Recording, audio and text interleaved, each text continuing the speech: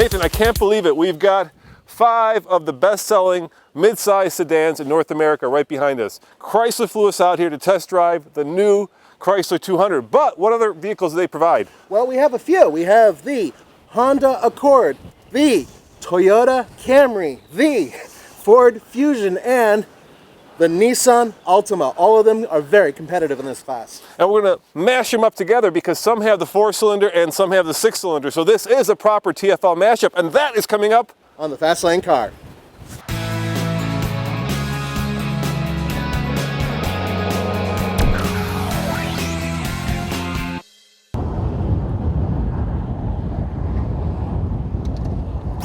...295 horsepower, 262 pound-feet of torque. This is one of the best engines in its class in terms of horsepower, and on top of that, we're talking about a 9-speed automatic transmission that it's hooked up to. Now this one's the front-wheel drive version of the V6, but you can get all-wheel drive as well.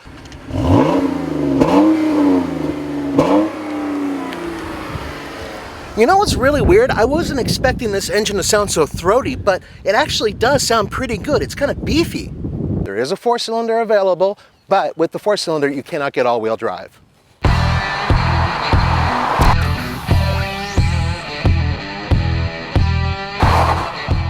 right, I'm just gonna give it just a little tiny bit of torque, up to about 1100 RPM, and go. Whoa! Not bad.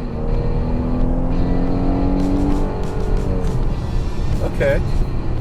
There was some wheel spin. So 6.94.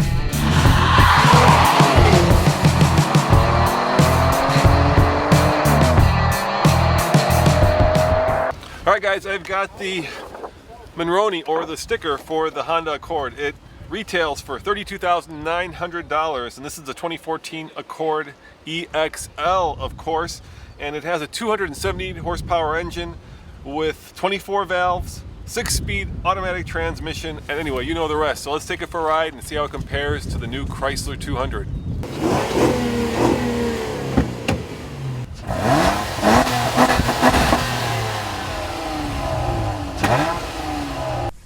All right, Nathan, we are getting in the Accord. I hate horses. I know you.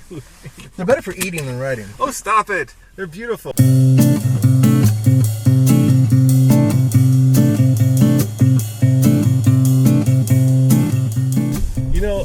The one thing that I don't like about the interior on the Chrysler is that little strip around the steering wheel. Yeah, there's that little chrome strip that's there, and I think some people won't mind it and some people will dislike it. Yeah, now that I'm holding on to this Accord steering wheel, it's just nicer not to have that. It's a little too kitschy, a little too kind of, I don't know, almost 1980s. Yeah, but you know what? The rest of the Chrysler interior absolutely trounces this interior. There's nothing wrong with it. It's just that the Chrysler feels like a luxury car. This one doesn't. Yeah. It's certainly kind of middle of the road in terms of what they're aiming for.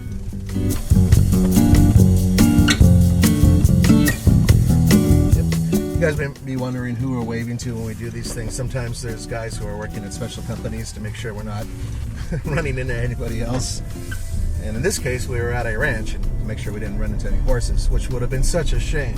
It's not a ranch. We're in Colorado. It's a ranch. Kentucky's horses on a ranch. They don't have in Kentucky. These are stables. These are horse properties. Oh, not ranches.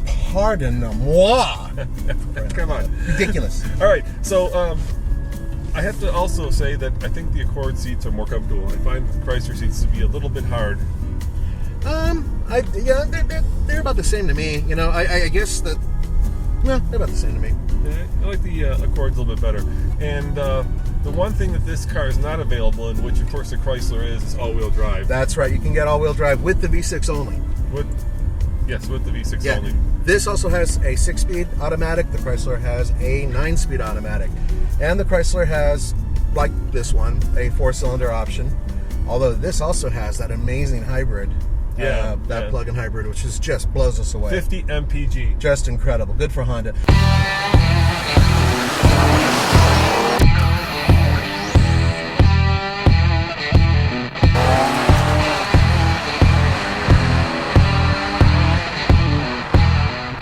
All right, guys, 0 to 60 in the Honda Accord. We are at sea level. I'm in sport mode. I'm going to give it a little bit of juice, and there we go. It does rev nicely, and there's 60 right there. Oh, very fast indeed. Look at that. 6.23. And you know, I think that's because we're also at sea level and we're so used to doing these things up at altitude where you lose about a second. So when these cars take off like scalded cats, I am truly impressed. But 6.23 is very fast indeed. This car has, as Nathan would say, cojones.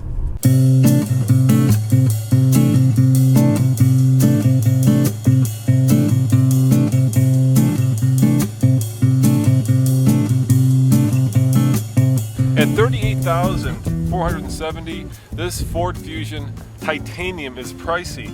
It's also all-wheel drive, and it has a 4-cylinder EcoBoost, which puts out 240 horsepower and 270 pound-foot of torque. It is, in fact, the most expensive car here, and it gets a 25 combined MPG. You know, it's a 4-cylinder. What'd you expect? A Challenger Hemi? No, of course. It's a turbocharged engine. It's going to sound like a sewing machine with a little bit of extra grumph.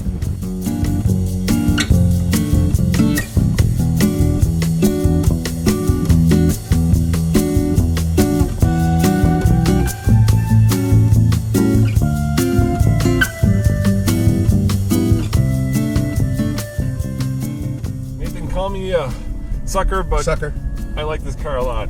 Me too. Expensive, but it's beautiful. It's one of the best looking cars in the segment. It'd be a toss up for me, at least, between this and the Mazda 6. Yeah, I'd slightly go for the Mazda 6 because I'm shallow and I love a good body. But I'll say this is also one of the best interiors in class. This is just a really good layout. It's so smart, it's so elegant and yet simple. I mean, really, really well done, Ford. Yeah, it ticks a lot of boxes that I look for in a car. It has a turbocharger. It has all-wheel drive. It has kind of this solidity to it that feels like it's made from one piece of metal. And it has the front end of an Aston Martin. What more could you want? The rear end of an Aston Martin. No, a Jaguar back there. Rear end of it's a great car. Now, this is what's interesting about it. Yes, it's a 4-cylinder, but its output is nearly that of the 6-cylinder engines on the cars we've been comparing it with. So this one sort of sits in between the 4-cylinder and the 6-cylinder, and also it's all-wheel drive. Yeah, I think Ford really nailed it out of the ballpark when they designed this car, and Chrysler has a mighty big hill to climb if they're going to, in my mind, compete with the Fusion. Of course, $38,000, it's a lot of money. This is a lot of money, and you know what? I mean, what was it, 25 miles per gallon combined? Yeah. That's not great. It's okay. No, it's for this segment, it's probably mid-pack. It's a little bit thirsty, but then again, turbos are always going to be a little bit thirstier, and it has a lot to do with how you drive it, right? If you get into that turbo a lot, like I'm about to do, like that. Yeah, this thing slings. It just... Then you're going to be burning through some fossil fuels, my man. See, I don't do that. I'm really light with my acceleration, so I have no problem with tippy toes. You're on your tippy toes. I'm on my tippy toes. I'm an what do they call this? A hyper miler. Oh yeah. I'm a hyper mileage type of guy. Hyper miler, yeah.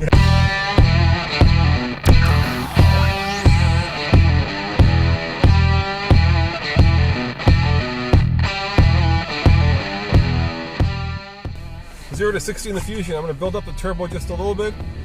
Just a little bit. And look over. Here we go. There's a boost. Come on, come on. It feels a little slower than the Honda. And indeed it is a little slower. Check it out. 7.49. So not as rev happy by any means as the Honda, and not as growly as the Chrysler 200. But still respectable. I think 7.49 is a good time, and yeah, I may be a little partial to this car, and I'll be fair about that. But yeah, if you want something faster, this is not the one.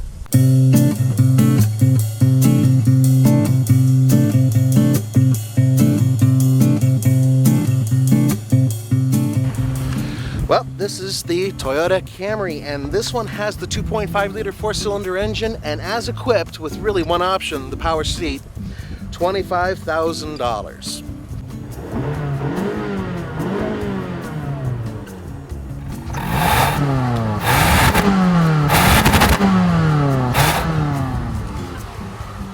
Hey Nathan, it sounds better from behind than... It does, but you know what? It's a very rev-happy engine.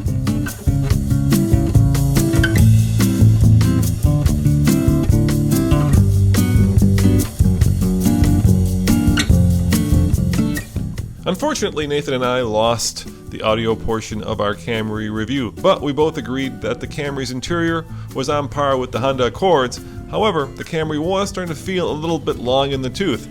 Having said that, we both agreed that people will continue to buy this car and make it a bestseller because of Toyota's reputation for reliability.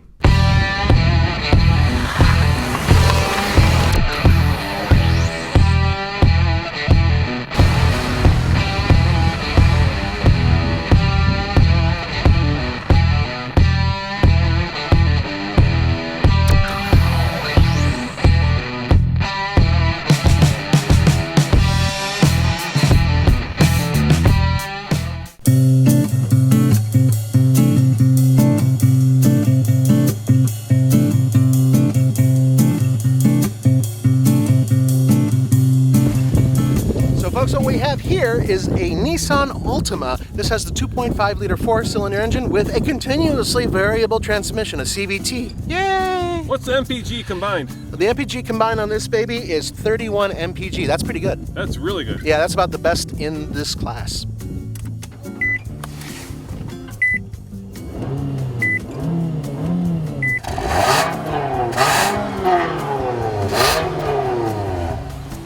You know, Nathan, it has dual exhaust. Dual exhaust, and it sounds, well, actually it sounds pretty good.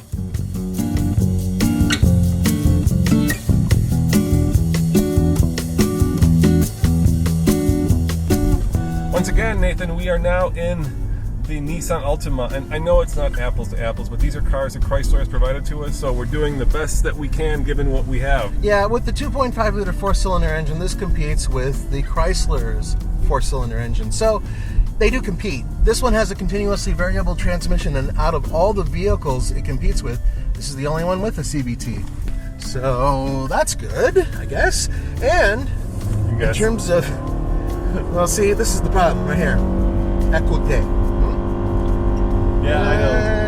Yeah, it just drones on and on. But you know what? It does get great fuel economy. It gets fantastic fuel economy, and I would say the interior of this one, the Toyota's sort of at the bottom of the list right now, so this one's one step above the Toyota. So I think it's a better looking interior than the Toyota's, and I find the seats to be pretty comfortable. I guess I'm trying to say is that it just makes the Chrysler and the Ford stand out so much. That's true. They're in a whole different class. Yeah, they really are. They leave these cars behind. And you know, frankly, there are certain components here and some plastics that are really super cheap.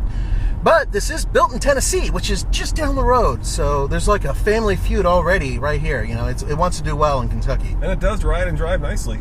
Yeah, it has a really good ride. And I remember we drove the V6 version of this in Colorado, and it beat the snot out of the Nissan Maxima 0 to 60. Remember that? Yeah, that was a trip. So it's got legs with the V6.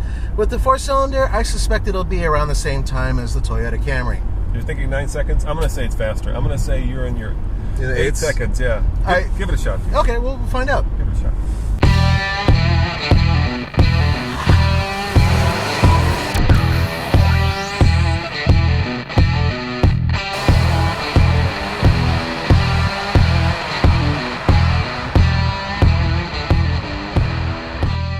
Zero to 60 in the Nissan Altima with the 2.5 liter 6-cylinder. I'm in sport mode. And I'm going to give a little bit of juice and go.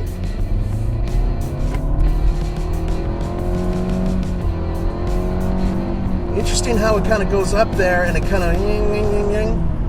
Roman was absolutely right. 8.96 0 to 60. So it is marginally faster than the Toyota with the 4-cylinder engine.